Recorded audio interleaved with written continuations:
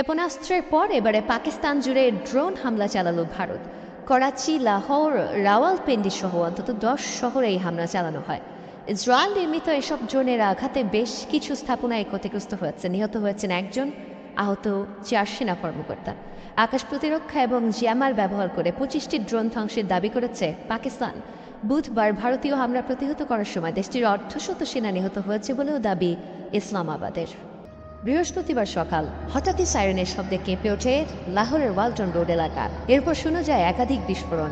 আতঙ্ক ছড়িয়ে পড়ে পুরো এলাকায়। লাহোরের পাশাপাশি আরও বেশ কয়েকটি শহরে হয় বিস্ফোরণ। ঘটনার পর দ্রুত রেড অ্যালার্ট জারি করা হয় বিভিন্ন স্থানে। মোতায়েন করা হয় সামরিক বাহিনীর সদস্যদের। বন্ধ রাখা হয় বিমান চলাচল। সক্রিয় করা হয় আকাশ প্রতিরক্ষা ব্যবস্থা। পাকিস্তান আইএসপিআর জানায়, দেশজুড়ে ড্রোন হামলা চালিয়েছে ভারত। গুজরানওয়ালা, চকওয়াল, আত্তাক, রাওয়ালপিন্ডি, মিয়াওয়ালি এবং করাচি লক্ষ্য করে এসব ড্রোন ছোড়া হয়। সকাল 10:45টার দিকে আমার বাড়িতে বিস্ফোরণ হয়।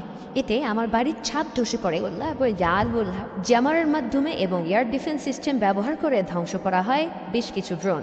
এছাড়াও কয়েকটি ড্রোনের বিস্ফোরণে সামরিক বেসামরিক বেশ কয়েকজন হতাহত হয়েছে বলেও জানানো হয়। ভারত আবারও আমাদের ভূখণ্ডে হামলা চালিয়েছে। বিভিন্ন স্থানে তারা হ্যারপ ড্রোন দিয়ে হামলার চেষ্টা চালিয়েছে, তবে আমরা তা প্রতিহত করেছি। এখন পর্যন্ত 25টি ড্রোন ধ্বংস করা হয়েছে। Harop drones.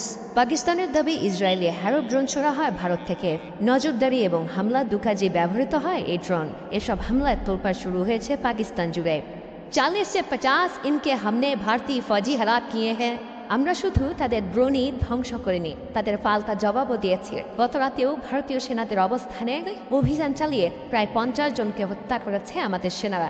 শুধু তাই নয়, ভারতের একটি ব্রিগেড হেডকোয়ার্টারও ধ্বংস হয়েছে।